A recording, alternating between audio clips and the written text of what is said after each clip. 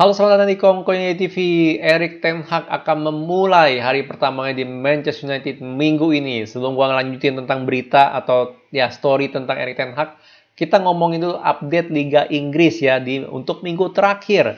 Ya, seperti yang gue prediksikan, West Ham nggak mungkin kalah lawan Manchester City ya.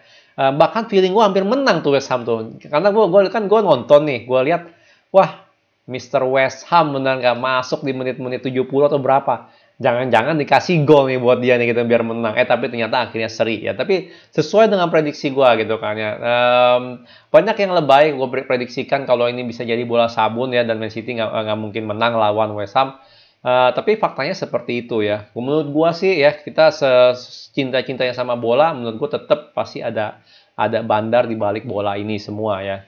Tapi gimana pun juga ya gue nggak bisa buktiin lah gitu loh benar ini bola sabun atau enggak. Cuman ya mikir pakai logika sendiri lah. Kalau dia juara sekarang kan dari kemarin Man City juara kan akhir ya minggu terakhir nggak seru gitu loh benar nggak seru sama sekali. Ya mendingan tetap diadu terus tuh Man City lawan Liverpool. Oke, Liverpool kurang satu game ya bedanya 4 poin ya sama ini City. Tapi gue yakin dia bakal menang, yakin 100%.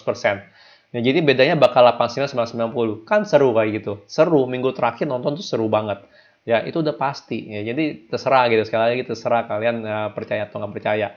Dan kita juga jadi seru, benar nggak? Kita minimal 58, si West Ham 56 ya.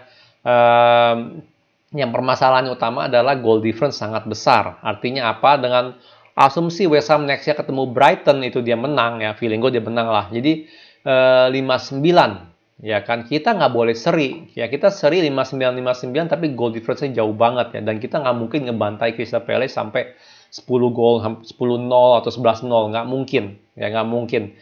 Jadi kita harus menang ya, dan ini jujur gue kayak gini udah 50-50 deh ya, siapa yang punya mental aja nih ya, ngelihat kita lawan siapa kemarin terakhir tuh bener-bener ancur-ancuran itu kan ya, itu gue nggak yakin deh nextnya gimana deh, beneran deh gue nggak yakin deh, masih 50-50. Tapi tetap mau nggak mau ya kita harus menang, harus menangin. Kalau kita nggak menang ya udah bubar gitu, masuk Conference League.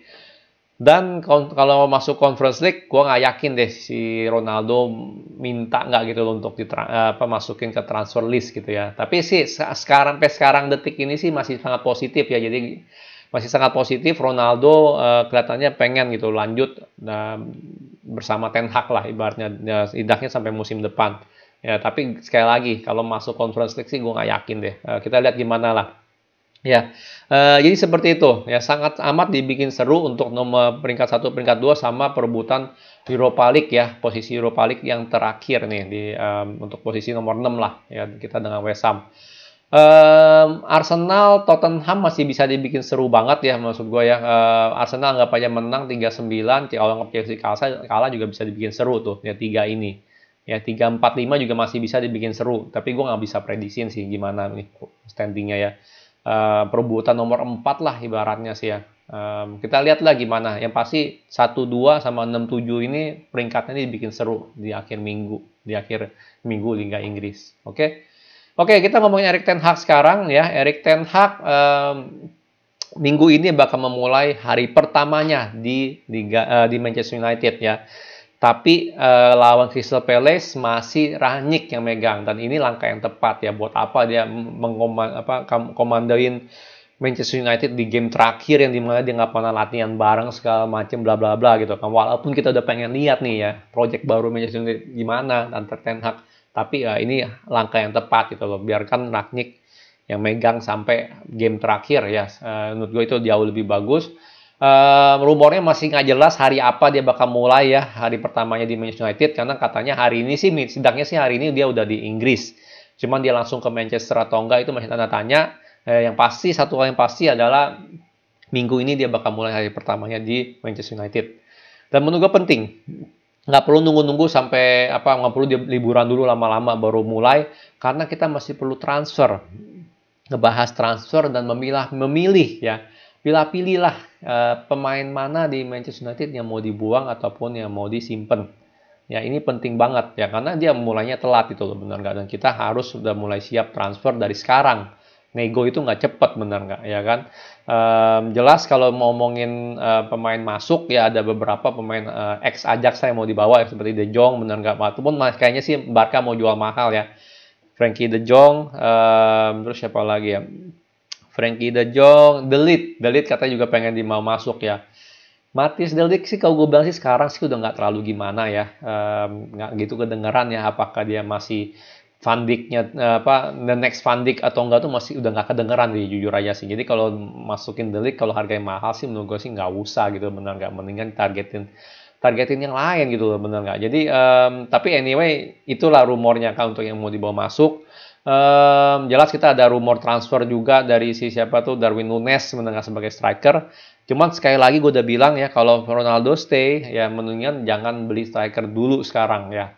Tergantung lah sekali lagi karena Darwin Nunes kan pengen keluar juga mungkin ini apa namanya kesempatan gitu kan kesempatan emas untuk dapetin Darwin Nunes tapi kalau masih ada Ronaldo menurut gue sih midfield itu paling penting kita beli dulu. Kalau midfield udah ada pelapisnya gitu pengganti Pogba atau Matic ya kita baru boleh mikirin striker gitu. Jadi beli satu midfield dulu baru satu striker ya atau mungkin berbarengan atau gimana juga boleh. Sekali lagi tergantung. Ya sekarang ngomongin pemain yang keluar nih siapanya bakal keluar nih. Ya tergantung gimana banyak tergantungnya sih emang sih karena kita masih nggak tahu kartunya bakal seperti apa. Kalau kita nggak beli striker baru menurut gue Martial stay untuk pelapis Ronaldo ya bahkan mungkin sampai Desember ada bagusnya dia stay sih jujur aja sih ya kita ada striker baru ataupun atau enggak pun kita bagusnya dia stay sampai Desember buat pelapis saja benar nggak ya just in case saja cedera gitu kan atau apa ya bisa jadi loh bukannya enggak ya. Ya kayak Cavani aja lah cedera mulu kemarin kan akhirnya Ronaldo harus main terus bener nggak which is fine gitu loh bener nggak tapi kan tetap dia kan perlu istirahat bener, perlu dirotasi jadi menurut gue sih Martial harusnya stay sampai minimal Desember baru coba dijual. Rashford gue bilang sih harusnya stay harus dikasih kesempatan sekali lagi ya jangan dikata-katain karena musim ini dia mainnya jelek ya ya faktanya ya, selama 2-3 tahun terakhir kita berpangku banget sama Rashford gitu. Penting banget Rashford gacor ya. Kalau Rashford gacor, kiri ada Rashford gacor, kanan Sancho gacor, striker Ronaldo gacor. Wah gila deh, Bruno gacor itu front four yang gila banget itu loh untuk kita sebenarnya. Tapi ya sayangnya transisi antara dari manajer sebelumnya itu nggak smooth gitu loh sayangnya di situ. Ya jadi menurut gue sih Rashford stay. Rashford stay, Martial stay, at least sampai Desember. Sancho jelas harus stay ya dan juga gue harus ngomongin Ten Hag sih cukup pede ya untuk membalikan performa Rashford, Sancho, McTominay yang youth lah ataupun Elanga gitu kan dari sistem trainingnya dia. Kalau gue sih dia ngomong itu percaya aja ya karena gimana pun dia dari Ajax yang dimana dari Ajax akademi Ajax itu sangat bagus sekali. Dan gue yakin dia tahu lah gitu loh gimana cara mengeluarkan terbaiknya gitu loh terbaik dari seseorang dari sebuah pemain gitu loh. Menurut gue sih dia harusnya sih bisa ya. Nextnya siapa lagi ya McTominay sama Fred. Nah ini juga gue rada tanda tanya nih siapa yang mau di keep ya. Jadi oke, dari segi winger menurut gue sih Martial bakal out di Desember masih oke. Tapi untuk Juni kalau emang dia masih kalau kita nggak beli striker dia boleh bertahan. McTominay, Fred ya kita bener-bener midfield lagi kosong banget ya. Oke James Garner balik ya mungkin aja dia bisa naik. Tapi menurut gue sih salah satu ini udah harus pergi gitu ya minimal di Desember ya. Nggak semuanya harus dijual di Juni jujur aja sih. Kalau emang kita dapat midfield baru ya mau jual Fred atau McTominay boleh menurut gua sih jujurnya salah satu ya karena kita perlu budget kan untuk beli pemain jadi mau nggak mau harus dijual ya jadi menurut gua sih salah satu harus out tapi antara Juni atau Desember ini gua nggak tahu deh gitu aja sama juga sebenarnya dengan Martial kan benar nggak ya Martial Rashford menurut gua sih salah satu bakal out gitu kan tapi menurut gua sih kalau nggak harus Juni ini gitu tergantung sekali lagi kita dapat siapa beli pemain.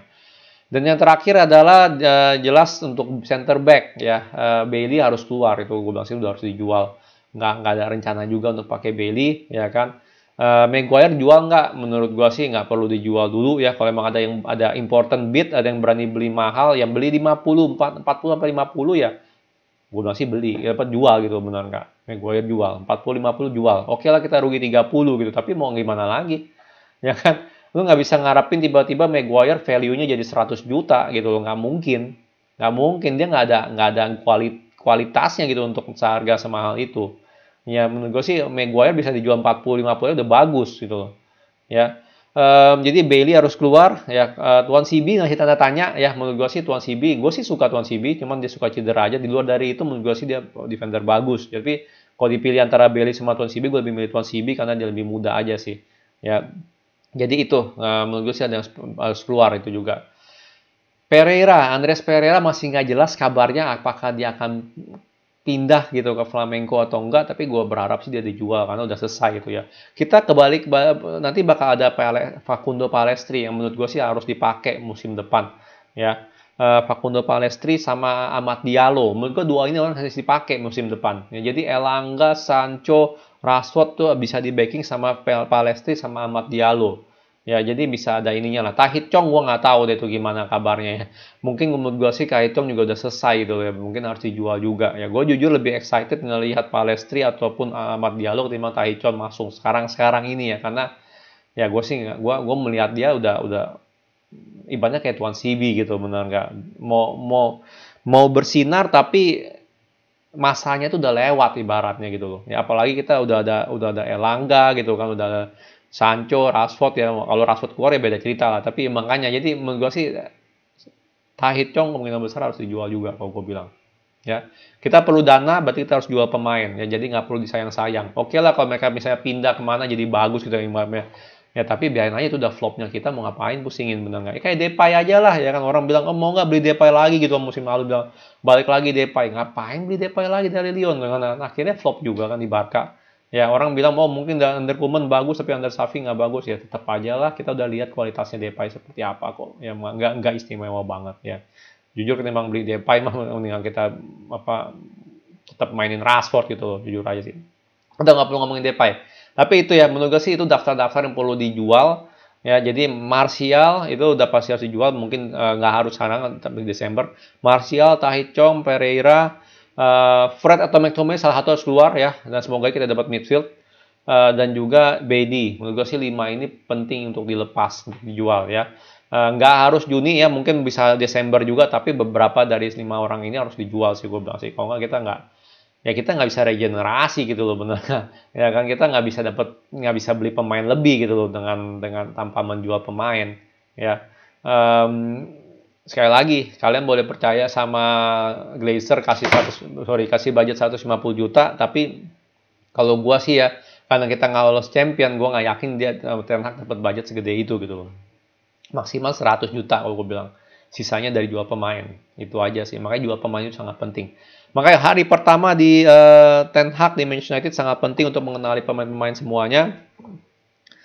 Planning mana yang harus dilepas, planning mana yang harus dibeli. Itu penting sekali. Ya, gimana menurut kalian? Apa nih yang harus dilakukan Ten Hag di hari pertamanya nih ya? Selain high bener nggak sama semua tim-timnya atau apa tim member atau gimana?